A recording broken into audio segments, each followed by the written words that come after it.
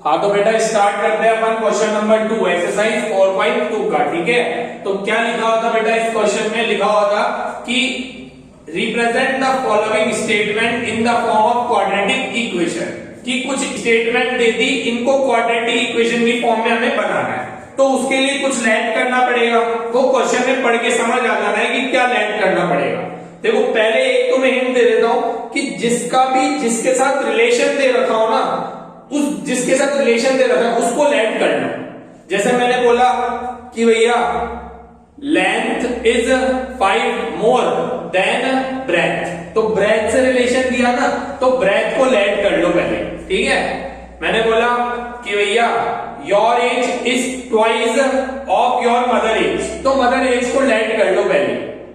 Twice mother की as की है ना, तो जिससे रिलेशन दे रखा हो ना उसको लैंड कर लो, सीधी सी बात। तो अपन बिना टाइम वेस्ट करे क्वेश्चन पढ़ते हैं। फर्स्ट वाला, सेकंड का फर्स्ट पार्ट है, the area of rectangular plot is 528 metre square, the length of plot is 1 more than twice its breath.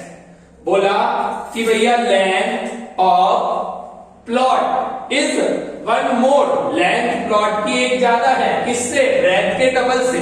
तो ब्रेथ के साथ रिलेशन दिया तो ब्रेथ को लेंथ करो, length breadth of rectangular plot is equals to x। मान लो rectangular plot की जो ब्रेथ है वो x मान लिया अपन ने, x मीटर। तो लेंथ के लिए अपन को रिलेशन दे दिया कि लेंथ क्या हो जानी चाहिए? 1 मोर हो जानी चाहिए। 1 मोर का मतलब क्या होता है बेटा? +1। 1 मोर का मतलब यही जान दो, +1 कर दो, एक ज्यादा। किससे? डबल से, then twice its breadth. Breadth क्या थी? x, तो ब्रेथ के ट्वाइस से मतलब 2x से एक ज्यादा हो जानी चाहिए, 2x + 1। समझ गए बेटा कि लेंथ जो है वो 1 मोर हो जानी चाहिए ब्रेथ के डबल से। उसके बाद एक इंफॉर्मेशन दे रखी कि एरिया ऑफ रेक्टेंगल गिवन है 528, तो एरिया तो लेंथ इनटू ब्रेथ होता है, सब बच्चे जानते हैं ये तो। 8th क्लास में, 7th क्लास में, 6th क्लास में सीख के आए हो कि लेंथ इनटू ब्रेथ क्या होता है? एरिया होता है। तो लेंथ की जगह क्या दे दिया बेटा? 2x + 1, और ब्रेथ की जगह क्या दे दिया बेटा? x is equals to 528। अब x को मल्टीप्लाई करेंगे, ब्रैकेट के अंदर जब भी मल्टीप्लाई करते हैं तो दोनों से करना पड़ता है, इससे भी और इससे भी करो। x को 2x से करोगे तो 2x² आ जाएगा, x को 1 से करोगे तो x आ जाएगा, इज इक्वल्स टू में 528 है। 528 को बेटा इधर ले आओ, -528 हो जाएगा, तो 2x² + x - 528 = 0। ये हो गया हमारे फर्स्ट वाले की क्वाड्रेटिक इक्वेशन। अब सॉल्व हो सकती है, नहीं हो सकती, कैसे होगी अगली एक्सरसाइज में सिखाऊंगा बच्चा। अभी तो इक्वेशन बनाना सीख लो, कैसे बनानी है। 4 क्वेश्चन दे रखे हैं अपन को, कैसे इक्वेशन बनानी है। पहला मैंने कर दिया, दूसरा करते हैं। देखो रफ कर दूं बेटा, ये रफ कर देते हैं ये वाला, ठीक है। तो ये कर रहा हूं मैं रफ, स्क्रीनशॉट ले लेना है, नोट कर लेना है, समझ के खुद करना बाद में, ठीक है बेटा। इसी बात पे सेकंड वाला पार्ट पढ़ो। The product of 2 consecutive positive integer, the product of 2 consecutive positive integer is 306। Product मतलब सब जानते हैं, प्रोडक्ट मतलब मल्टीप्लाई आ गया दिमाग में। किसका? 2 consecutive positive integer का। consecutive नंबर कौन से होते हैं बेटा? ये तो पढ़ के आए हो। इंटीजर क्या होते हैं? पढ़ के आए हो। इंटीजर होते हैं 1 2 3 4 5 6, माइनस में भी जाते हैं, -1 -2 -3, सब वो इंटीजर ही है। अपन को चाहिए जिनका मल्टीप्लाई क्या हो जाए? 306 हो जाए, पॉजिटिव ही चाहिए हमें, पॉजिटिव इंटीजर। तो कंसेक्यूटिव नंबर मतलब लगातार आने वाले नंबर, ऐसे 2 नंबर जो लगातार आके मल्टीप्लाई होने पे 306 देते हैं। जैसे 12 × 13 हो सकता है, 15 × 16 हो सकता है, 17 × 18। कंसेक्यूटिव मतलब लगातार, जैसे 17 18 हो गया, 15 20 15 16 हो गया, या 19 और 20 हो गया। ऐसा कोई 2 लगातार नंबर लेने हैं मेरे को। तो लगातार नंबर लेने के लिए, कंसेक्यूटिव नंबर लेने के लिए, एक को तो तुम मान लो x और अगला जस्ट एक बड़ा होगा, तो अगला क्या मानोगे? x + 1। क्या मानोगे? x + 1। तो मैंने लिया let 1 number is equals to x। तो सेकंड नंबर ऑटोमेटिकली कितना हो जाएगा बेटा, x प्लस 1 हो जाएगा। समझ गए यहां तक? ठीक है, वेरी गुड। आगे देखें, आगे करते हैं। तो प्रोडक्ट मतलब मल्टीप्लाई, मतलब x इंटू एक्स प्लस 1 कितना आना चाहिए, 306 आना चाहिए बेटा। मल्टीप्लाई करेंगे भाई, दोनों से करना पड़ेगा। तो x को x से करा x स्क्वायर, x को 1 से करा x इक्वल टू 306। 306 को ले जाओ इधर, x square plus x minus 306 equal to 0। ये बन गई मेरी सेकेंड क्वाड्रेटिक इक्वेशन। आया समझ में? पक्का। तो ये दो क्वेश्चन हो गए, कुछ भी नहीं, कंसेक्यूटिव नंबर का प्रोडक्ट करना था, लगातार नंबर ले लिए, एक x एक प्लस 1। कैसे देख लो, अगर एक 16 है तो 16 प्लस 1 17, एक 18 है तो 18 प्लस 1 19, एक 99 है तो 99 प्लस 1 100। तो लगातार नंबर का प्रोडक्ट ये आना चाहिए। कुछ भी हो सकता है, सॉल्व करना बाद में सीखेंगे। दो इक्वेशन हमारी बन गई। तीसरी बनाते हैं बेटा अपन। क्या दे रखा है, रब कर दिया, ये तो मैंने नोट कर लेना ही है ना, पॉज करके वीडियो को। क्वेश्चन नंबर सेकंड का थर्ड पार्ट दे रखा है बेटा अपन को कि रोहन की मदर इज 26 ईयर ओल्डर, मतलब बड़ी है किससे, उससे। ऑब्वियस सी बात है, बड़ी होगी। बस इसने बता दिया कितनी बड़ी है, रोहन की मम्मी रोहन से 26 साल बड़ी है। तो इनकी the product of their edges, इनकी एजेस का जो प्रोडक्ट है, मतलब जो भी इनकी उम्र होगी 3 ईयर फ्रॉम नाउ, लेकिन आज की नहीं, 3 साल बाद की, और आज 26 साल बड़ी है, वो कितना हो जाएगा, 360 हो जाएगा।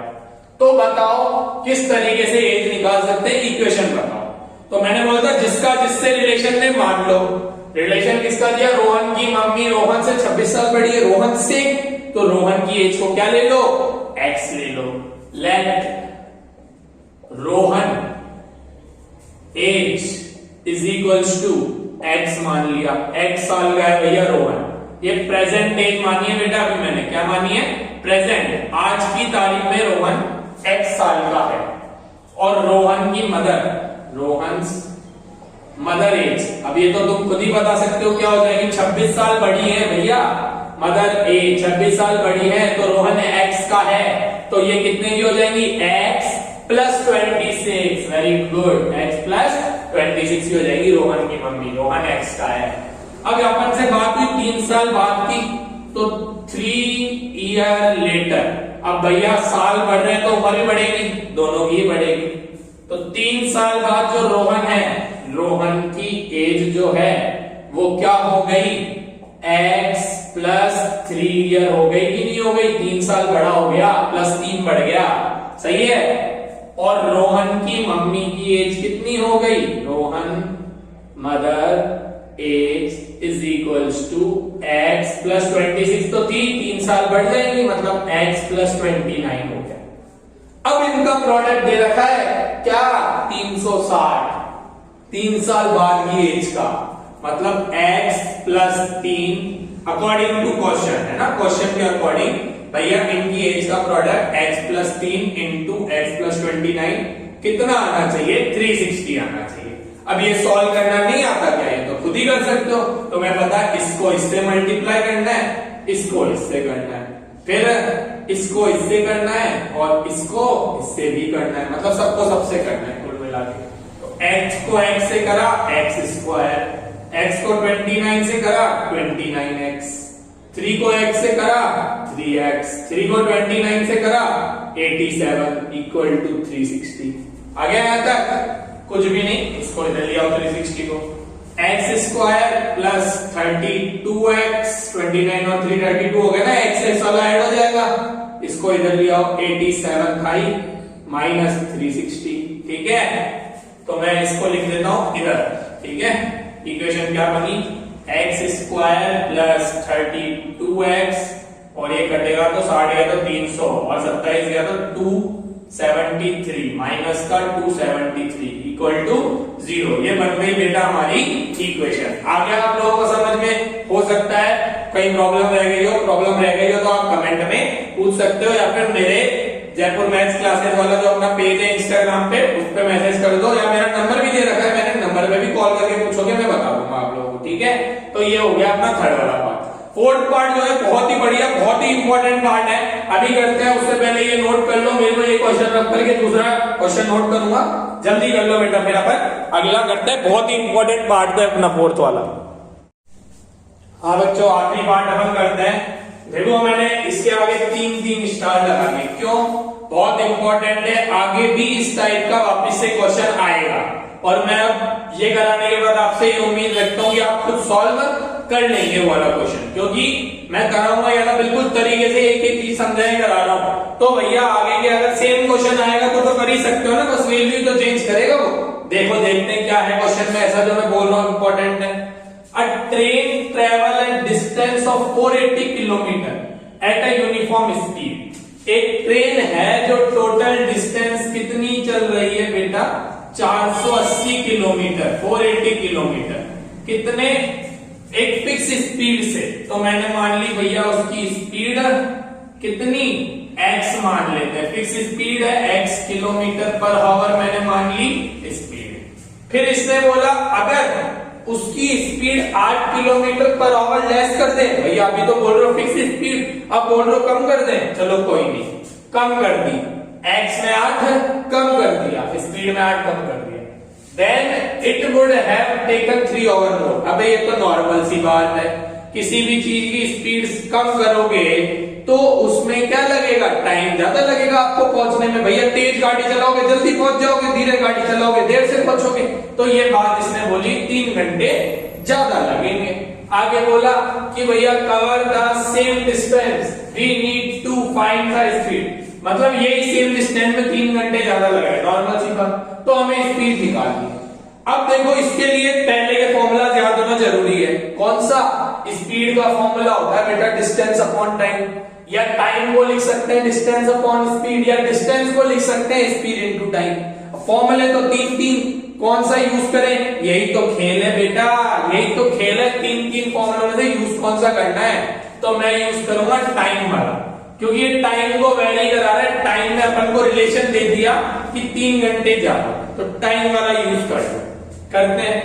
इफ तो डिस्टेंस तो कांस्टेंट है ही, डिस्टेंस तो चेंज कर ही नहीं रहा, तो इसमें इसको टाइम लगेगा। पहले 480 किलोमीटर की स्पीड से चल रहा था, तो sorry 400 kilometre 80 kilometre distance cover करनी थी, स्पीड थी x किलोमीटर पर आवर, तो भैया टाइम लगना है, फॉर्मूला लगाया डिस्टेंस अपॉन स्पीड, तो टाइम लगना है इसको t बराबर डिस्टेंस की जगह तो 480 और स्पीड की जगह x, ठीक है। अब 3 घंटे ज्यादा लगेंगे, t+3 लगेगा। इफ स्पीड डिक्रीज मतलब x -8 हो जाए, तो अगर स्पीड कितनी हो जाए? x -8, तो टाइम जो है 3 घंटे ज्यादा लगेगा। मतलब अब टाइम का जो फॉर्मूला होगा, डिस्टेंस तो वही चल रहा है 480, नीचे स्पीड की जगह x -8 कर दो, टाइम की जगह t+3 कर दिया, 3 ज्यादा लग रहा था, स्पीड की जगह x -8 कर दिया, 8 कम लग रही थी स्पीड भैया, ठीक है। t की वैल्यू तो ऊपर है, तो 480 upon x +3 equal to 480 upon x -8। साफ दिख रहा है बेटा लोगों का, एलसीएम हो रहा है। अब ये मत बोलना भैया हमको ये करना नहीं आता, आना चाहिए आपको ये करना। अपॉन में 1 ले लो, नहीं आता तो मैं बैठा हूं भैया, मैं किस लिए बैठा हूं यहाँ पे, तो x और 1 का एलसीएम हो जाएगा x, x से x कट गया, इधर ओनली 480 बच गया, 1 था इधर, तो x पूरा मल्टीप्लाई हो जाएगा, 3x हो जाएगा, और ये रहेगा ऐसा का ऐसा, ठीक है बेटा। अब कर देते हैं अपन क्रॉस मल्टीप्लाई, क्रॉस मल्टीप्लाई हो रहा है ना, इसको कर देते हैं इससे मल्टीप्लाई और इसको कर देते हैं इससे मल्टीप्लाई, करो क्रॉस मल्टीप्लाई भी करके देख लो। 480 प्लस 3x को मल्टीप्लाई करना है x -8 से, और इक्वल टू में दे रखा है 480 इंटू x मतलब 480x, ओके डन करें। तो अभी सिखाया था इसको इससे भी, इसको इससे भी, फिर इस वाले को इससे भी और इस वाले को इससे। 480 को x से करोगे 480x आ जाएगा, 480 को 8 से करोगे कितना आ जाएगा? 8 और 32 320 320 और 640 कितना होगा? 32 3840, मतलब प्लस का नहीं माइनस, प्लस माइनस मल्टीप्लाई कर रहा हूं बेटा, जरूरी थोड़ी लिखिए करूं, कितनी बार लिखिए कर चुका। तो ये आ गया 3840। फिर करा 3x को x से तो आ गया 3x स्क्वायर, फिर 3x को -8 से तो माइनस का 24x, ठीक है, इक्वल टू में बेटा 480x है, ठीक है, ये भी 480x ये भी 480x, इक्वल टू में सेम चीज कट जाती है, दोनों इक्वल टू में सेम चीज कट गई, बचा क्या 3x square minus 24x minus 3840 equal to 0। क्या यही छोड़ दूं बेटा? समझदार की निशानी होती है कॉमन देखना। तो मैं दिख रहा 3 की टेबल में ये भी आ रहा है, 3 की टेबल में ये भी आ रहा है, 3 की टेबल में ये भी आ रहा है, तो 3 लोगे कॉमन, क्योंकि समझदार की निशानी होती है कि कॉमन हमेशा लेता है वो। एक समझदार बच्चा जो देखते ही चीजों को पकड़ ले, तो यहाँ 3 कॉमन आया x स्क्वायर, 3 की टेबल में 24 आता है 8 बार, तो 8x बच गया। कॉमन लेना तो आता है ना बेटा, सेम टेबल देख लेते हैं, जो भी सेम टेबल होती है उसको बाहर ले लेते हैं। तो x स्क्वायर ये 8x, इधर हो गया 3 1 जा 3, 3 2 जा 6, 3 8 जा 24, 0 1 2 8 3। अब 3 चला गया 0 में, ऐसे मत बोलना 3 हो जाएगा -3, नहीं भैया, 0/3 हो जाएगा, और 0/3 क्या होता है? 0 होता है। 0/3 क्या होता है? 0 होता है। तो ये हो गया x square minus 8x minus 1280 equal to 0। ये आ गई हमारी क्वाड्रेटिक इक्वेशन, और इसी के साथ हमारी 4.1 हो गई खत्म। प्रैक्टिस कर लेना, जल्दी 4.2 अपलोड करूंगा। 4.2 में इन्हीं क्वेश्चन को सॉल्व करना भी सिखा दूंगा, कि जो इक्वेशन अपन ने बनाई है इसको सॉल्व कैसे करते हैं ये भी सिखा दूंगा। बस पहले ये इक्वेशन बनाना सीख लो, क्योंकि पेपर में ऐसा ही क्वेश्चन आना है, इक्वेशन खुद बनानी ही पड़ेगी, और इंपॉर्टेंट क्वेश्चन है, बहुत बार आ चुका है ये वाला, तो ढंग से कर लेना। बाकी 3 तो इजी से थे, ये थोड़ा ठीक ठाक था, कर लेना बेटा। बाकी अपन पढ़ते हैं आगे, जब मैं आगे एक्सरसाइज अपलोड करूंगा।